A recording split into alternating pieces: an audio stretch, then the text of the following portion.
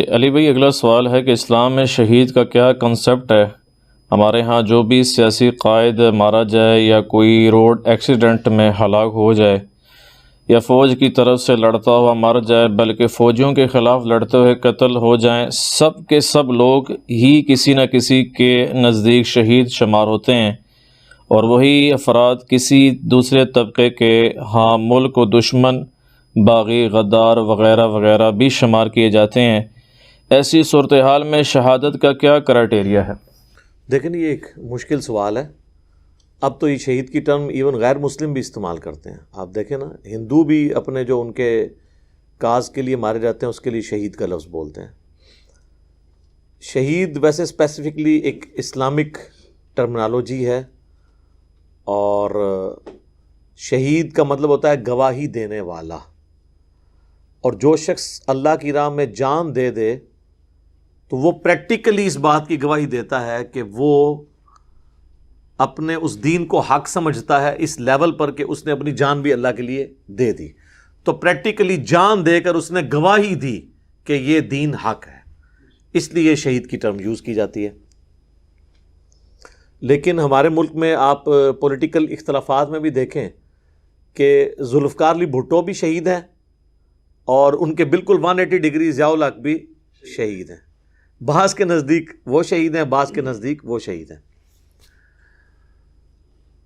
جبکہ اسلام میں جو کنسیپٹ ہے وہ یہ ہے کہ اللہ کی راہ میں جو مارا جائے، حتیٰ کہ صحیح مسلم میں حدیث ہے، اگر کوئی شخص شہادت کی تمنا رکھتے ہوئے اپنے بستر پہ بھی مر جائے تو اللہ تعالیٰ اسے شہید لکھ دے گا۔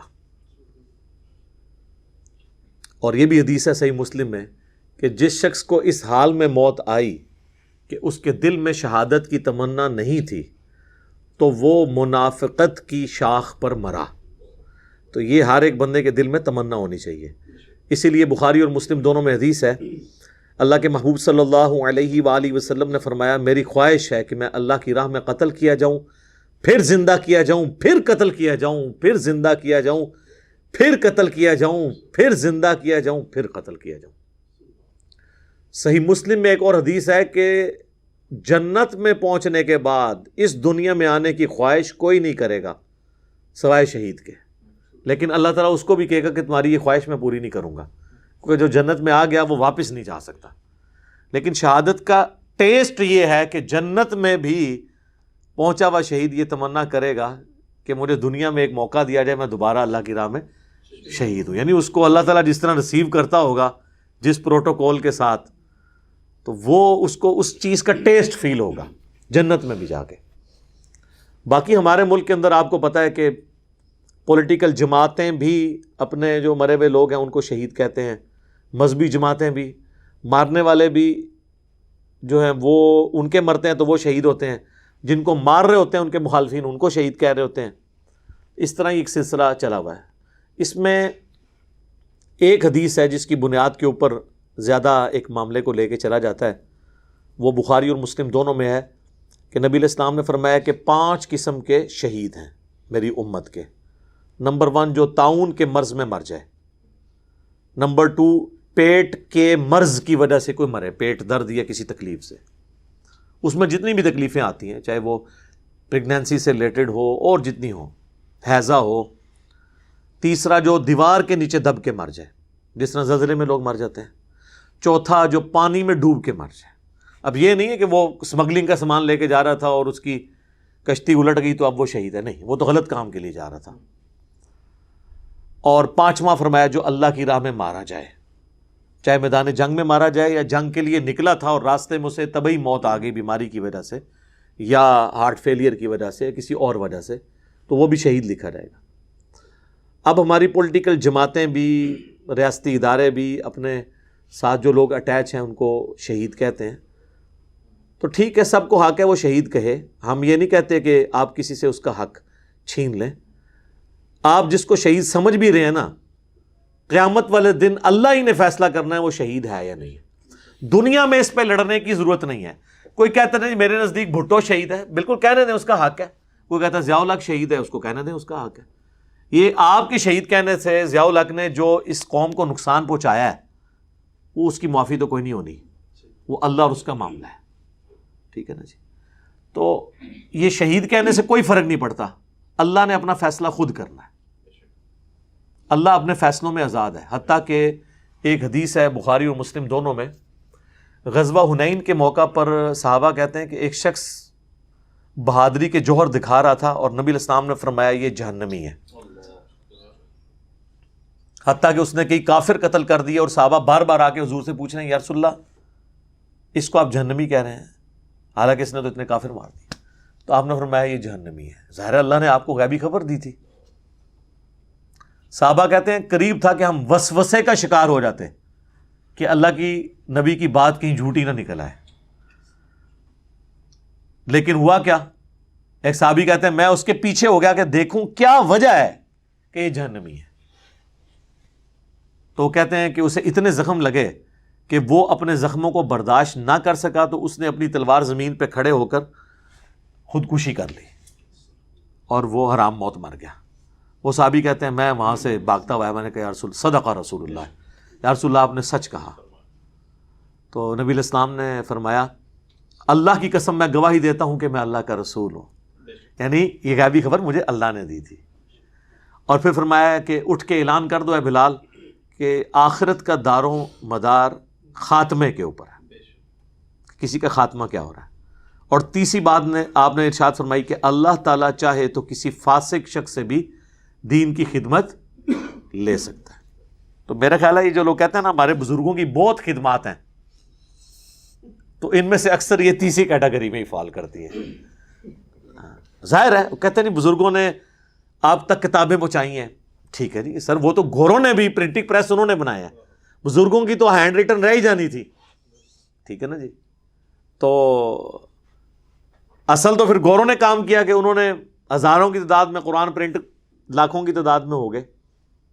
تو خدمت اپنی جگہ ہے، اللہ تعالیٰ فاسق سے بھی کافر سے بھی دین کی خدمت لے سکتا ہے، ٹھیک ہے نا جی، یہ اللہ کے کام ہے۔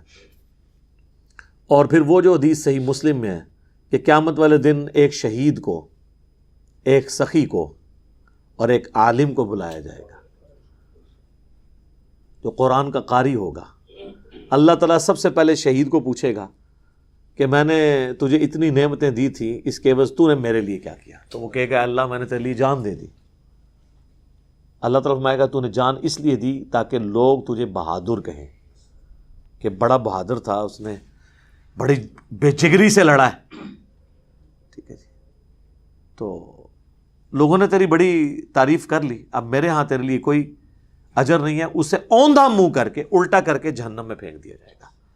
اللہم اجرنا من النار۔ پھر اللہ سخی کو بلائے گا، ہاں بھائی تجھے اتنی دولت دی تھی، وہ کہے گا یا اللہ کوئی ایسی جگہ نہیں تھی کہ تیرا حکم ہو کہ اس راہ میں خرچ کیا جائے اور میں نے وہاں خرچ نہ کیا۔ آج کے دور میں آپ کہہ سکتے ہیں میرے لنگر خانے بھی چلتے تھے، مسجد کے وضو خانوں پہ میرے نام کی تختیاں لگی ہوئی تھی، ٹھیک ہے، نمازیوں سے پوچھ لے کہ میں نے کتنی دفعہ مسجد میں ایئر کنڈیشن لگوائے اور صفیں بچھائیں۔ اللہ فرمائے گا یہ سب کچھ اس لیے کیا کہ لوگ تجھے کہیں بڑا سخی ہے، اور دنیا میں تیری تعریف ہو چکی، اب میرے ہاں تیرے لیے کچھ نہیں۔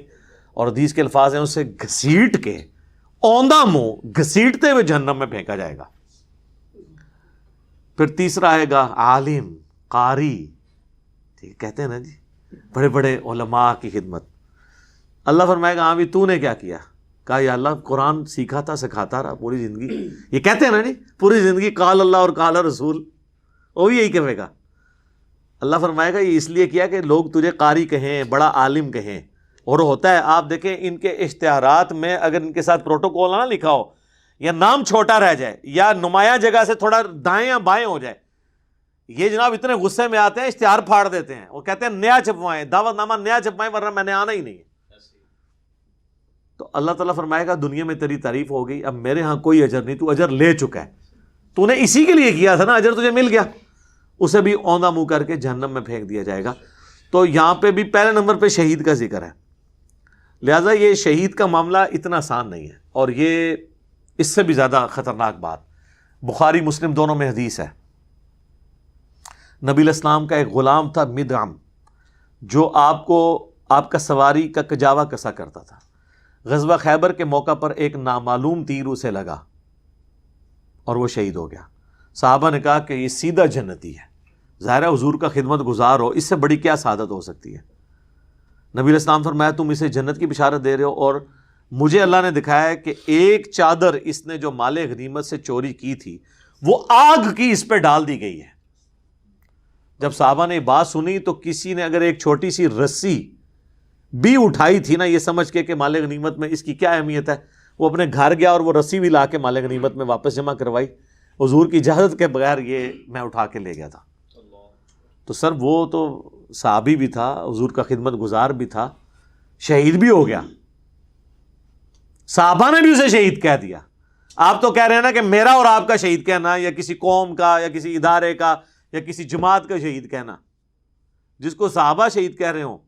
آج بھی اگر اللہ کے نبی دنیا میں موجود ہوں تو غیبی خبروں کا سلسلہ آئے تو پتہ چل جائے کہ کس کس کے کون کون سے شہید ہیں اور ان کے سارے کرتوت کھل جائیں. اور انہوں نے جو اپنی زندگی میں گل کھلائے ہوتے ہیں، بعض اوقات تو ایسے لوگ بھی مرے ہیں جو اپنے کرتوتوں کی وجہ سے مارے گئے ہیں اور وہ شہید ہیں. یعنی مجھے نام لیتا، مجھے کئی علماء کے بارے میں بھی پتہ ہے کہ ان کو کیوں مارا گیا ہے. ان کی حرکتیں ایسی تھیں، لوگوں نے دشمنی میں ان کو مار دیا. اور لوگ ان کے ماننے والوں کو بھی پتہ ہے، ان کے پوسٹ مارٹم نہیں کرواتے وہ کہ یہ پکڑے نہ جائیں کہ یہ کیا کر رہے تھے اس وقت. تو پھر لوگ شہید کہنا چھوڑ دیں گے. تو دنیا میں کسی کو شہید کہنے سے کوئی فرق نہیں پڑتا. نہ اس پہ جھگڑنا چاہیے کہ جی میرے نزدیک چونکہ فلاں شہید نہیں ہے، آپ کسی دوسرے کو رائٹ نہیں شہید کہنے کا، کہنے دیں. جو جس کو شہید کہنا چاہتا ہے کہے، جی بھر کے کہے، چونکہ اس سے فرق کوئی نہیں پڑنا، چاہے وہ اوریجنل تھا یا 2 نمبر شہید تھا، اس سے فرق نہیں پڑنا. جب فرق پڑنا نہیں ہے تو سر آپ کو کیا تکلیف ہے کہ آپ کسی کے ساتھ لڑیں.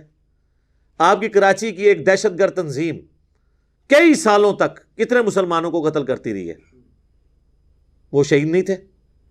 اور جب ان دہشت گردوں کو قتل کیا گیا، ان کے ماننے والے کہتے ہیں یہ ہمارے شہداء ہیں.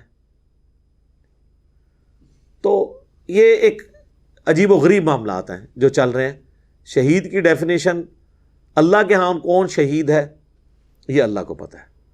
اگر نبی علیہ السلام کے مبارک دور میں جب وحی کا سلسلہ رکا نہیں تھا، اس وقت بھی لوگوں کو کنفرم نہیں ہوتا تھا جب تک کہ اللہ کے نبی بتا نہ دیں کہ کون شہید ہے یا نہیں ہے. تو آج کون کنفرم کر سکتا ہے؟ لیکن آج چونکہ ایک مسلمان ہے جب مر جاتا ہے روڈ ایکسیڈنٹ میں، زلزلے کے اندر، بم بلاسٹ کے اندر، بارڈر پہ لڑتا ہوا، ٹھیک ہے آپ اسے شہید ہی کہیں، حکمی شہید، پانی میں ڈوب کے مر جائے حکمن شہید ہے. باقی اس کی یہ شہادت قبول ہے یا نہیں یہ اللہ کو پتہ ہے. آپ کو پتہ ہے جو 8 اکتوبر 2005 کا زلزلہ تھا، پاکستان کی ہسٹری کا سب سے بڑا زلزلہ، ساری کر کے ہم لوگ سوئے ہوئے تھے، مجھے یاد ہے ابھی بھی، آنکھ کھل گئی تھی. اور حالانکہ یہ جیلم شہر اسلام آباد سے ایٹ لیسٹ 1.5-2 گھنٹے کی مسافت پہ ہے، زیادہ تباہی تو وہاں ہوئی تھی یا اس سے بھی پرے آپ شمالی علاقہ جات میں چلے جائیں. لیکن مجھے یاد ہے کہ گھر ہمارا اس طرح ہل رہا تھا کہ ہم سب لوگ کلمہ پڑھ رہے تھے کہ آج نہیں بچنا. میرا تو اوپر والا فرسٹ فلور والا پورشن ہے، تو مجھے ابھی بھی وہ منظر نہیں بھولتا. میں اور میری وائف جو ہے وہ دروازے کی وہ جو ہوتی ہے نا چگاٹ، اس کے نیچے آ کے کھڑے ہو گئے. زلزلے میں سب سے سیف جگہ وہی ہوتی ہے کیونکہ وہ اس پر لنٹر ڈلا ہوتا ہے، اگر چھت وغیرہ گرے بھی سب سے محفوظ جگہ وہی ہے جس کے اوپر آپ کا کوئی بیم گزر رہا ہو. بھل یہ بھی اس وقت ہی ہے جب اللہ نے بچانا ہو، ادروائز تو کچھ نہیں ہے. تو 1.5 لاکھ لوگ مر گئے تھے اس زلزلے میں، شہید ہو گئے، دیوار کے نیچے دب کے مرے. کئی لوگ تھے جو روزہ رکھ کے سو ہی گئے. لیکن اسلام آباد میں آپ کو پتا ایک ٹاور گرا تھا جو کہ اماج گاہ تھا برائی کا، اور وہاں سے لاشیں ایسی ملی لوگوں نے دیکھی جو برائی کے اندر مبتلا تھے. اب وہ بھی اس دیوار کے نیچے دب کے ہی مرے ہیں نا، حکمن وہ بھی شہید ہیں، لیکن کیا کرتے ہوئے شہید ہوئے وہ. تو بات یہ کہ یہ آپ اس کو آپ اس طرح بھی سمجھیں کہ جس طرح یوں کرنے سے کوئی شہید نہیں ہوتا نا، اس طریقے سے کوئی لیبل لگا لے داڑھی کا، پگڑی کا، اور کرتوت اس کے اندر سے شیطانوں والے ہوں، شکلیں اس کی بزرگوں والی ہوں، تو دنیا میں تو نورانی شکل ہی ہے سر. تو آپ اسے کہتے ہیں، بے شک کہیں گے بہت نورانی شکل ہے سر، ہم آپ کے ساتھ ہیں، شکل نورانی ہے، لیکن یہ نورانی شکل یہ فیصلہ نہیں کرے گی کہ آخرت میں اس کی مٹی پلید ہونی ہے یا نہیں ہونی، یہ کوئی نہیں فیصلہ کر سکتا، وہ آپ کہتے رہیں۔ بلکہ ادھر ہی نہیں کرتے، آپ ذرا طارق جمیل صاحب کے بارے میں اہل حدیث سے پوچھ لیں، بریلویوں سے پوچھ لیں کہ جی کتنا نورانی چہرہ ہے، تو پھر آپ کو وہ 3-4 جو دیں گے نا لمبی لمبی، تو پھر آپ کو پتہ چل جائے گا۔ اور اس طریقے سے الیاس قادری صاحب کے بارے میں آپ دیوبندیوں سے پوچھ لیں، شیعہ سے پوچھ لیں، اہل حدیث سے پوچھ لیں کہ کتنا نورانی چہرہ ہے۔ جی 70 سال عمر ہے، ایک جھری بھی نہیں چہرے کے اوپر، ٹھیک ہے، داڑھی کالی کر لیں تو وہ 35-40 سال کے نظر آتے ہیں، نورانی چہرہ ہے، رنگت صاف ہے، سب کچھ ہے، ظاہر ہے وہ لیونگ سٹینڈرڈ پچھلے 30-40 سال سے ان کا 30 سال سے تو ایٹ لیسٹ بڑا اچھا ہے، ہاتھ بھی روئی کی طرح نرم ہو جاتے ہیں، پھر سب کچھ ہو جاتا ہے، نورانی ماحول میں رہیں گے سر۔ آپ دیکھیں سردیوں کے اندر آپ اپنے آپ کو آبزرو کریں، سردیوں میں آپ کے چہرے کی رنگت بہتر ہو جاتی ہے، گرمیوں میں تھوڑی سی کیوں؟ موسم بہتر ہو جاتا ہے، اس لیے جو سرد علاقوں کے لوگ ہیں ان کے رنگ بہت صاف ہیں، اور جو آپ گرم علاقوں کے لوگوں کی طرف جائیں گے نا تو آپ کو پکے رنگ نظر آئیں گے۔ آپ ادھر یہ جنوبی پنجاب چلے جائیں، لیکن ادھر آپ گلگت چلے جائیں تو آپ چہرے دیکھیں کتنے صاف ہیں۔ تو اسی طریقے سے جنہوں نے اپنے گھروں کو گلگت بنایا ہوا ہے، یعنی وہ ایئر کنڈیشن گاڑی سے ایئر کنڈیشن کمرے میں، باتھ روموں تک میں ایئر کنڈیشن لگائے ہوئے ہیں، سر ہمیں ایسے پیروں کے گھر بھی پتہ ہیں جنہوں نے باتھ روموں میں بھی لگائے ہوئے ہیں، تو سر وہ چہرہ تو خود بخود نورانی ہو جائے گا نا، اور جب شہید ہوں گے تو وہ شہادت کے بعد بھی چہرہ نورانی نظر آئے گا۔ اور پھر اتنے صاف ستھرے چہرے کو جب آپ غسل دے کے میت کو لٹایا ہوگا تو لوگ کہتے ہیں جی لگتا ہے کہ انہیں اٹھ جان گے جس طرح بندہ ستا ہوتا ہے۔ تو جناب جب بندہ مرا ہوتا ہے نا اس وقت بھی اس کی وہی کیفیت ہوتی ہے جو ایک سوئے ہوئے بندے کی ہوتی ہے، چونکہ آپ نے ان لوگوں کو سوئی ہوئی حالت میں دیکھا نہیں ہوتا، اس لیے آپ کو یہ لگ رہا ہے کہ سوئے ہوئے ہیں، ٹھیک ہے، تو وہ سوئے بھی ہوتے ہیں لیکن ہمیشہ کے لیے۔ ہاں فرق چیک کر سکتے ہیں آپ، عام بندہ جب سویا ہوتا ہے نا تو اس کا جسم بو نہیں چھوڑتا، لیکن یہ جو سویا ہوا ہوگا نا اس کا جسم بو چھوڑ جائے گا 1-2 دن کے اندر۔ سردیاں ہوں گی تو شاید 1.5-2 دن اور لے لے، گرمیاں ہوں گی تو 1-2 دن میں ہی ساری بزرگی کھل جائے گی، ہاں جی۔ اور اگر سائبیریا میں ہو تو آپ بے شک قیامت تک اس کی لاش باہر رکھیں اوپن، وہ اسی طریقے سے ہی رہے گی، کچھ نہیں ہونا اس کو، ہاں جی۔ تو یہ سارا ایک ڈھکوسلے ہیں شہادت کے نام کے اوپر، لیکن اس کا رزلٹ میں یہ قطعاً نہیں نکالوں گا کہ آپ لوگوں کو شہید کہنا چھوڑ دیں، یہ آپ کا حق ہے، آپ کہیں، یہ کسی کو منع نہ کریں۔ وہ بلکہ فضل الرحمان صاحب نے تو کہا تھا اگر امریکن کتے کو بھی مار دیں تو میں کتے کو بھی شہید کہوں گا، وہ تو اگلے لیول تک چلے گئے تھے۔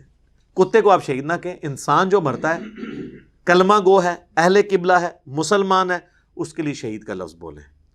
باقی رہ گئے جو نان مسلم ہیں وہ شہید ان معنوں میں نہیں بول رہے ہوتے، وہ اپنے اس اعتبار سے، تو ان کو بھی رائٹ ہے وہ اپنوں کو شہید کہتے رہیں، ٹھیک ہے۔ یہاں پہ آپ دیکھ لیں اپنا بندہ ان کا ایئر کریش میں مر جائے تو اسے کہتے ہیں شہید، دوسرے کا مر جائے تو کہتے ہیں کتے کی موت مر گیا، دیکھو جی لاش بھی نہیں لبی، کہتے ہیں نا۔ تو میں ان سے پوچھتا ہوں کہ حضرت امیر حمزہ کا جو مسئلہ ہوا تھا ان کا ناک کان یہ سب کچھ کاٹے گئے، اور رومن امپائرز کی جنگوں میں چھوٹی چھوٹی بیٹل فیلڈز کے اندر جو صحابہ کو تیل کے کڑاہوں میں تلا گیا، تو وہ ان کی لاشوں کے ساتھ جو کچھ ہوا تو آپ ان کو کیا کہیں گے؟ یا طاعون کے مرض میں جو لوگ شہید ہوئے، حضرت ابو عبیدہ ابن جراح طاعون کے مرض میں شہید ہوئے ہیں شام میں، فاتح شام ہیں، یرموک کے وہ فاتح ہیں، آرمی چیف تھے مسلمانوں کے۔ طاعون میں اتنے بڑے بڑے پھوڑے پورے جسم پہ نکلتے ہیں، ان میں پیپ پڑ جاتی ہے، اور کتنی مشکل سے انسان کی موت ہوتی ہے، لیکن صحیح بخاری مسلم کی حدیث ہے کہ طاعون کے مرض میں جو مر گیا وہ شہید ہے، بشرطے کہ اس کے اعمال ٹھیک ہوئے، عقائد ٹھیک ہوئے۔ یہ ساری چیزیں کمپلیمنٹری ہوتی ہیں، پک اینڈ چوز نہیں کرنا ہوتا اپنی مرضی کا کہ ایک جز لے لیں اور آپ کہتے ہیں کہ جناب یہ سب کچھ ہو گیا۔ اس لیے میں نے اس حوالے سے کلیئر کر دیا، آپ شوق سے جسے کہنا کہیں، ہمیں کوئی اعتراض نہیں ہے، لیکن آخرت میں اللہ کے حضور وہی شہید ہوگا جو اللہ کے حضور شہید ہے۔ ٹھیک ہوگا جی؟